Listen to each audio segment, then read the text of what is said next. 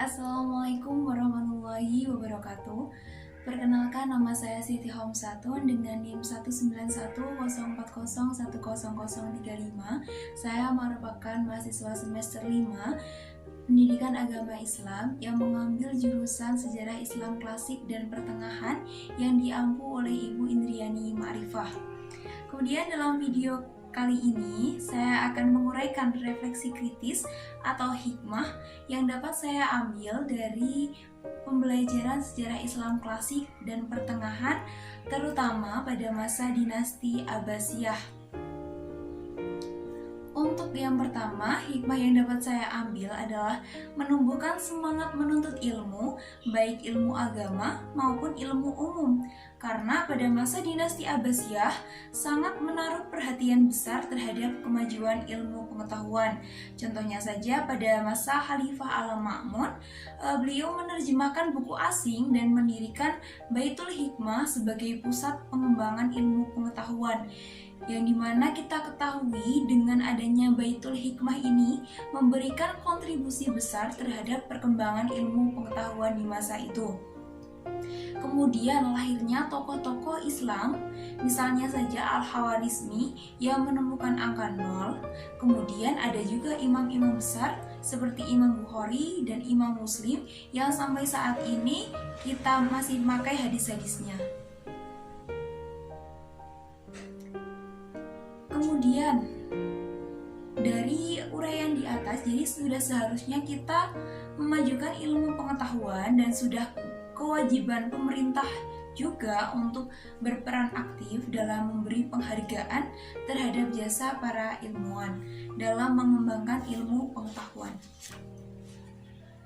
Kemudian yang kedua, hikmah yang dapat saya ambil dari sistem pemerintahan dinasti Abbasiyah juga merupakan hal yang bisa kita terapkan di Indonesia, seperti adanya kelembagaan bidang kearsipan, keuangan, pengumpulan pajak, militer, dan lembaga lain tentu memberikan kontribusi yang besar yang diterapkan di suatu negara.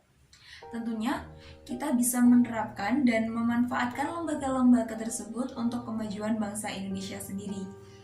Yang selanjutnya, perhatian pemerintah terhadap peningkatan bidang ekonomi khususnya di sektor pertanian mampu membawa dinasti Abbasiyah mengalami peningkatan di bidang ekonomi. Apabila pemerintah Indonesia mampu mengelola perekonomian khususnya di bidang pertanian dengan benar, maka Indonesia dapat meningkatkan ekonominya sehingga masyarakat Indonesia lebih sejahtera. Terlebih lagi, dulu Indonesia pernah disebut dengan negara agraris karena sektor pertanian merupakan sektor yang paling utama. Selanjutnya, kita harus belajar dari salah satu faktor penyebab keruntuhan dinasti Abbasiyah, yaitu adanya dinasti-dinasti kecil yang ingin melepaskan diri.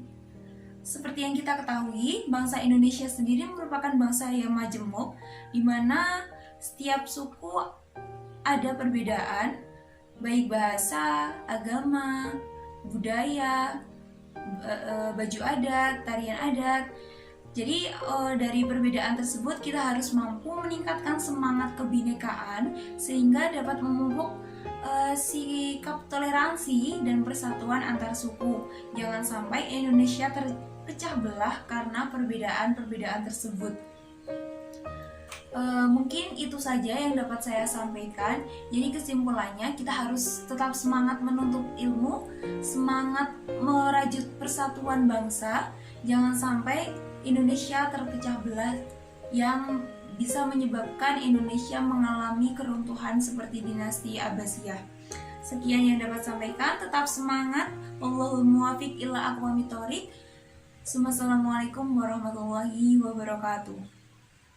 Terima kasih.